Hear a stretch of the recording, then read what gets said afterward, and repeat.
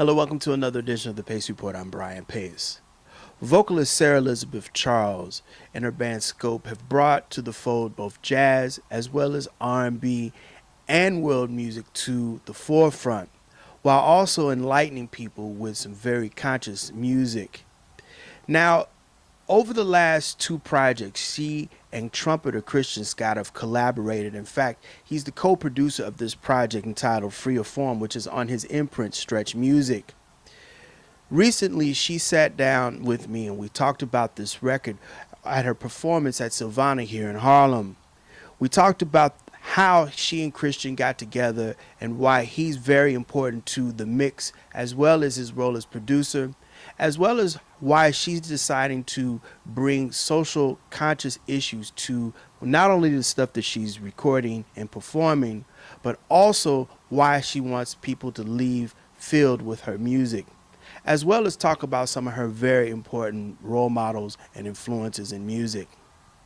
So sit back, relax, and enjoy highlights of Sarah Elizabeth Charles and Scope performing music from their current album, Free of Form, live at Sylvana here in Harlem as part of the Pace Report here in New York City.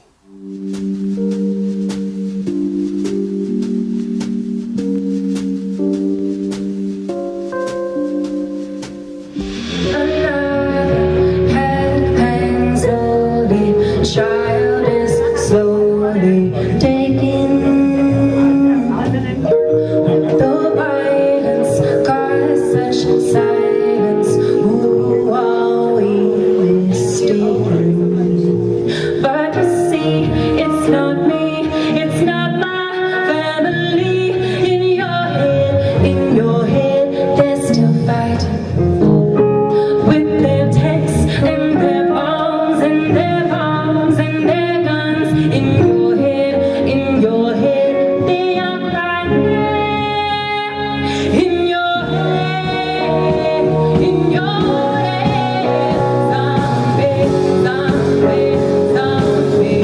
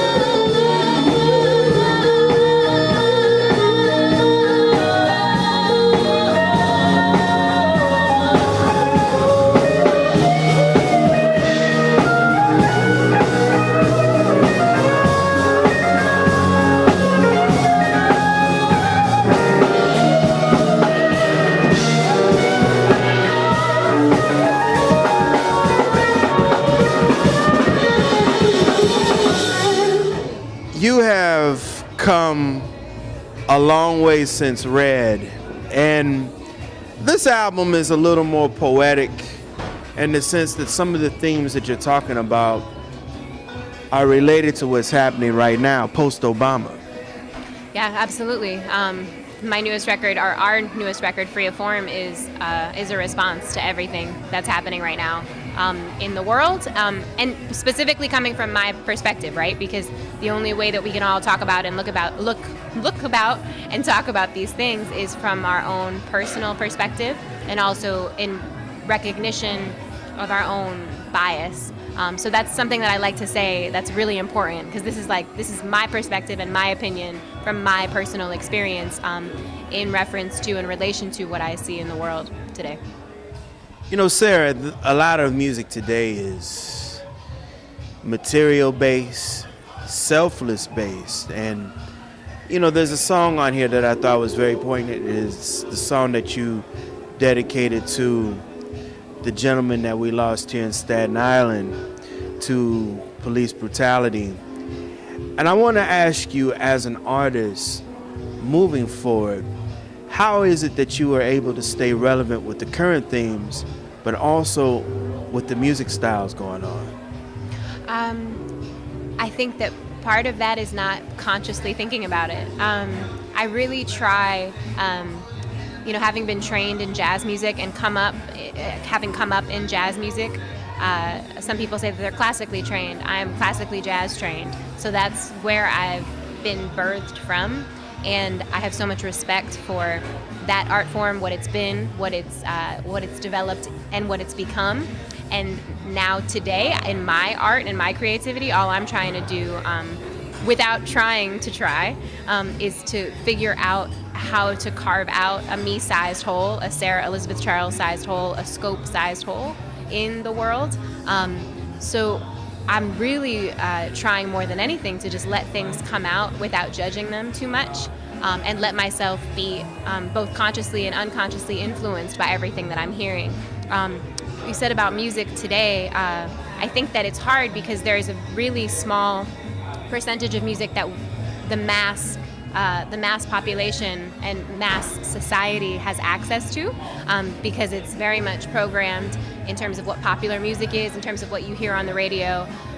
So there's a lot of amazing music that's happening in addition to the very small percentage that we get to hear on a daily basis in your H&M or your Whole Foods or etc. And I really feel like there's sort of a revolution, a musical creative revolution percolating and happening. You can kind of see it in popular culture as well when you watch the Grammys now, and we start to see like some familiar faces in the New York jazz scene who have come from the New York jazz scene or different New York scenes of music that are sort of more underground, who are now starting to raise up to the surface. So I truly believe that people are inherently good and inherently intelligent, and that when you give them access to music that makes them feel something and challenges them and challenges their spirit and in which they can recognize a part of themselves, they'll respond to it. It's just a matter of access, I think.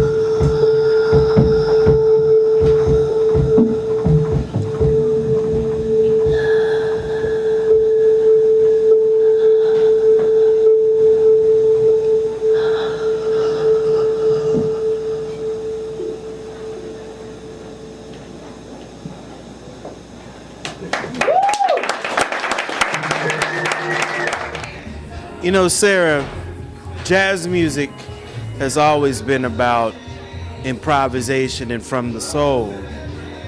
And I notice in your presentation of the music, you bring a little bit of folk, you bring a lot of jazz, you bring a little neo soul, and you also bring a lot of you into this. That's got to be pretty hard. Well, you know what? It's actually pretty freeing. Now that and when you say that, that just makes me beam. That makes me smile because it used to be really hard. Not judging what comes out of yourself when you're expressing yourself freely is a difficult thing to do. And as you just saw and documented with your footage from the concert, when I sing, it's not only like the sounds that I'm making are a little like they fit into some boxes, but kind of exist as something that's slightly different. And then my movements too are a little different and weird. I think of myself as being a little weird and quirky in terms of my voice and my sound and my movement and my performance. And for a while, I was being extremely judgmental of myself. And trying to sort of, or as a result of that, really holding myself back. And a couple years ago, I gave myself permission to really just go for it and not care anymore. You, of course, are always thinking about what other people or how other people perceive you. For me specifically, because the reason why I perform is to connect with other people. So that energy is really important for me, like what I'm getting back from an audience, for instance. So I am thinking about that. But I'm no longer thinking about it and letting it dictate the choices that I make. I'm really just trying to let myself be free. So I appreciate that you hear all of that, and I really appreciate that you say that you hear a lot of jazz. Because other people have said different, and it's interesting to see and to hear other people's perceptions of you. But ultimately, as an artist, you just have to stay true to yourself and really be who you are, because otherwise, people can read you like a map up there. They won't know what to call it, but if you're being disingenuous, they'll be able to feel it, and you won't be able to make that connection. So that's what I'm trying to do. And another very key point about this record, Brother Christian Scott, who I've interviewed here on the Pace Report a couple of times, he's a co-producer of this record. And Christian is so music forward. One, he's very steeped within the tradition, not by way of his New Orleans roots, but just him as a person wanting to make a mark for himself as well as the music. Oh, yeah. So Christian and I first started our partnership with my last record, Inner Dialogue. So he was a co-producer on that.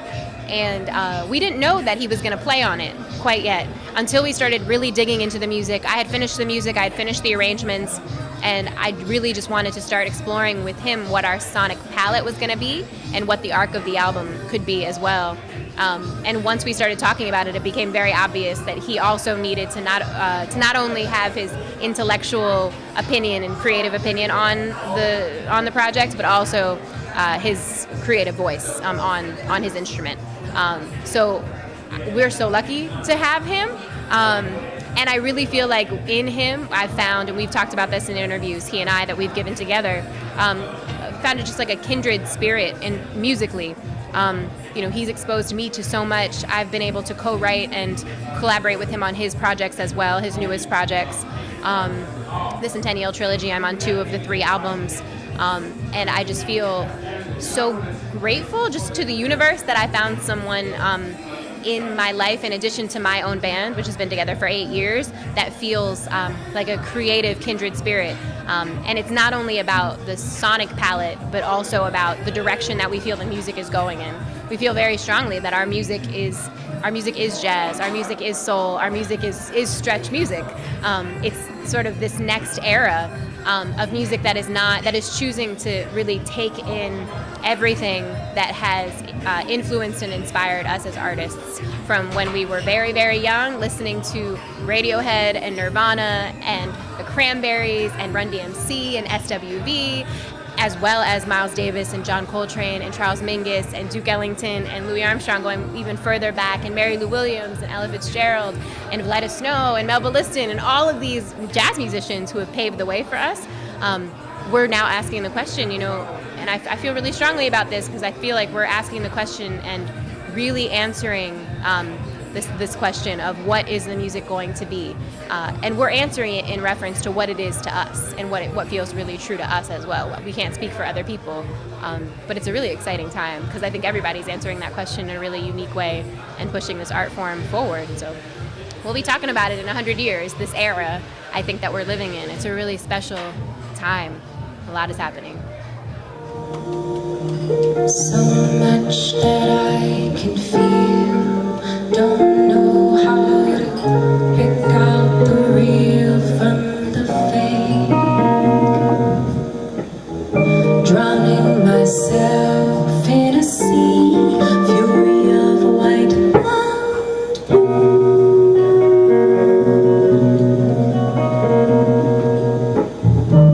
comfort found in a medley of our moments, touch and go, swirling around above the trees, air between me and you.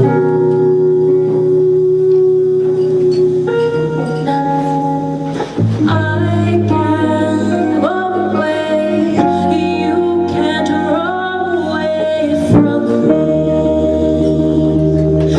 We can see ahead, measure moves by threads indeed.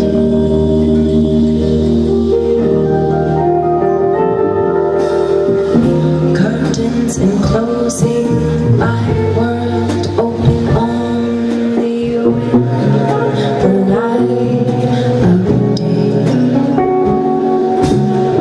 scaring myself into a freeze, rays that I'm not used to.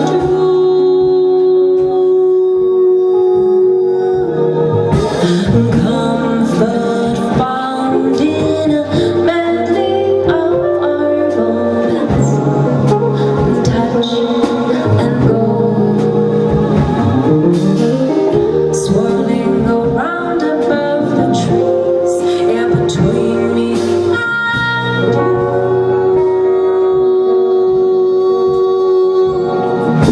And I can go away, you can't go away, and I can't go away, you can't run away from me. We can see ahead, measure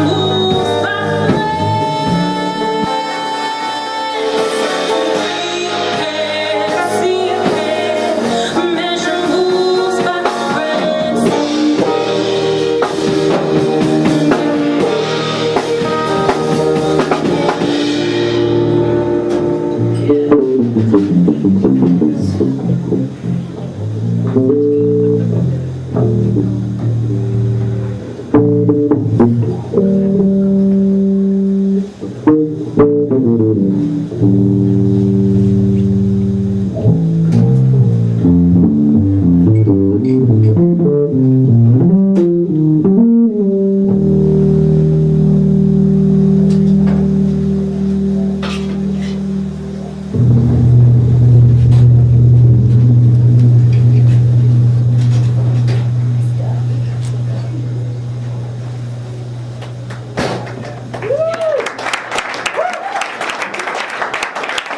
There's some very interesting elements of your musicianship that's helped you grow. Two of the things I thought that was really interesting is that one, you're working with the corrections department with the Lullaby Project, and also you spent time in Haiti. I have to ask you, through your humanitarian efforts, how has that influenced your music, and how has it moved you forward as a person? Well, this whole record is inspired by my teaching artist work. So my performing work and my composition work used to exist sort of on a parallel road to my teaching artist work. And after I started getting involved specifically at Sing Sing Correctional Facility with a workshop there with musicians, we songwrite, we arrange, we orchestrate, we do instrument-based instruction. I have been involved in the past with the Lullaby Project and this is all through Carnegie Hall's Musical Connections division. It's their outreach division. And the Lullaby Project takes place at Rikers Island and also through the Department of Homeless Services and various organizations and hospitals all over the city. That's a great project that I haven't actually been involved in a couple of years because I've become so much more involved at Sing Sing Correctional and with their Future Music Project, which is working with teens to songwrite from all over New York City at Carnegie Hall on a weekly basis.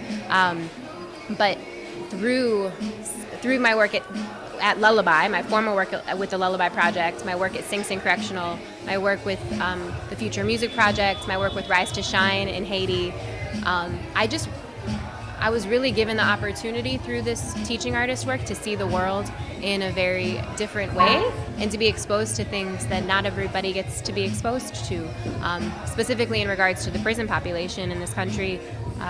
So often, correctional facilities are set aside. Sing Sing is in Ossining, New York. It's upstate. It is not in Central Park. It is not in New York City. And there's a reason for that. We have a really intense and awful problem of mass incarceration in this country, and we are amongst, I think we're first or second in terms of the percentage of our population that is incarcerated in the world. As a country that says that it is the greatest country in the world, and I'm not claiming that in this moment, but as a country that identifies like that, that's an issue that needs to be addressed.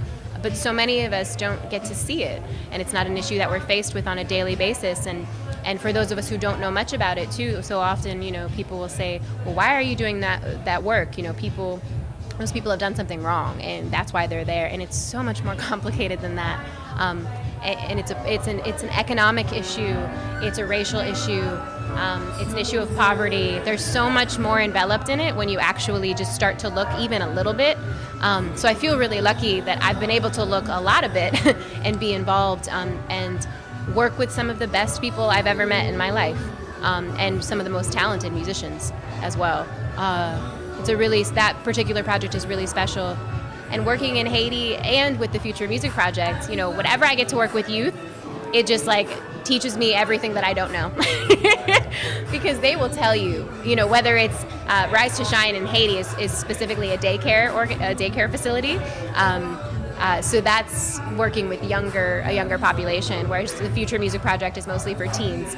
But on both levels, you can see the correlation of, there is no getting around trying to sell them anything that is not true. Speaking of trying to be, disingenuous or trying to talk down to anybody who happens to be younger, they know what's up, whether it's the 5-year-olds or the 15-year-olds. They see the world, and the way that they view it oftentimes is so much more open and so much more empathic than any of us. So I learned and have learned and continue to learn so much through this work. And so now, instead of it existing as two parallel roads, my composition and performing artist life and my teaching artist life, it's really just fused together. So every song on Free of Form is really a reflection of that marriage. And I'm really grateful for that. And we'll see what comes out next. Marching on to the ocean, I feel salt stinging in my eyes. Intensity of the current, I feel holding me side to side.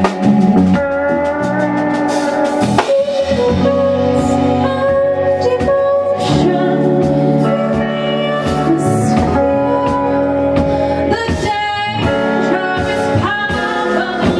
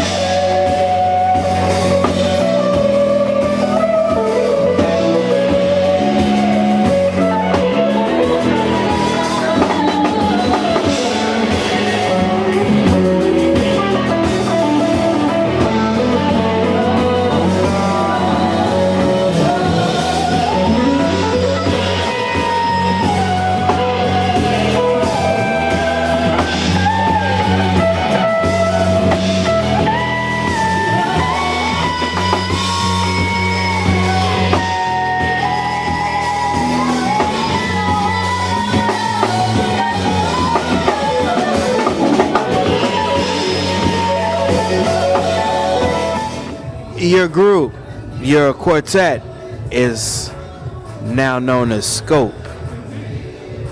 They're just as much as your success as you are with just your vocal and your writing. How did you choose these musicians, these core musicians, and what is it that they're bringing to your music? Yeah, so Scope has been together as a band for 8 years, and it's now a quintet. Jordan Peters is our newest member on guitar.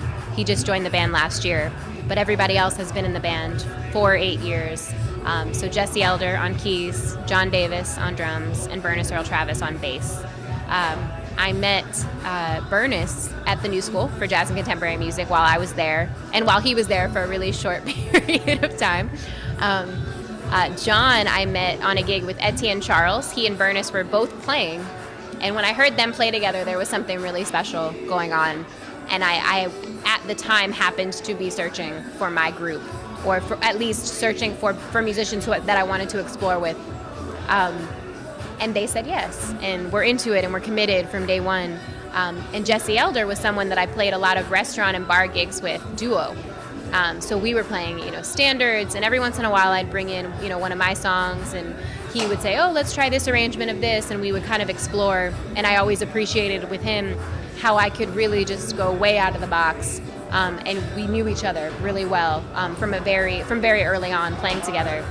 So putting Jesse and John and Bernice together was kind of like the most odd pairing that I probably could have come up with at the very beginning. But it really quickly became a family, and I was really lucky as a band leader because I had these amazing humans who were choosing to stick around and be with me even when we were playing. I think one of our first gigs was up here in Harlem. Oh gosh, I'm forgetting exactly where it was, but it was up in this neighborhood at a really obscure spot, and no one was really listening. We were meant to be background music, but we were like fighting through. We were like, this will be a feature gig. And we just explored in all sorts of venues all over the city, getting paid nothing. And they were with me, and they were down. And it's kind of amazing that it's been as long as it has, that it's been almost a decade that we've been together. And Jordan came along last year. I was playing with him and Jesse Fisher in his group. And once I met him and heard him play, he's just so musical, man. He was bringing a completely different texture, essentially improvising parts on the bandstand, and really just understood the music and the direction without much discussion. And so he's a musician's musician and an orchestral musician. He hears the orchestration and the arrangement as he's creating it. And so yeah, now it's a quintet in jazz terms, I guess, or other music terms. But yeah, we are Scope: Sarah, Jordan, John, Bernice, and Jesse. Sarah Elizabeth Charles, what does jazz music mean to you? Jazz music means freedom. Jazz music means soul. Jazz music means truth. Jazz music means and is an art form in which you can express yourself at any given moment and be in that given moment in any way that you might need to be. And that sometimes comes from you and sometimes comes from the universe. I truly believe that this art form is so big and can be so all-encompassing. And I'm just really grateful to have found it and that I get to express myself through it. That'll do it again for another edition of the Pace Report. I'm Brian Pace. Make sure you go out and support Sarah Elizabeth Charles and Scope's album, Free of Form, which is now available on the Stretch imprint.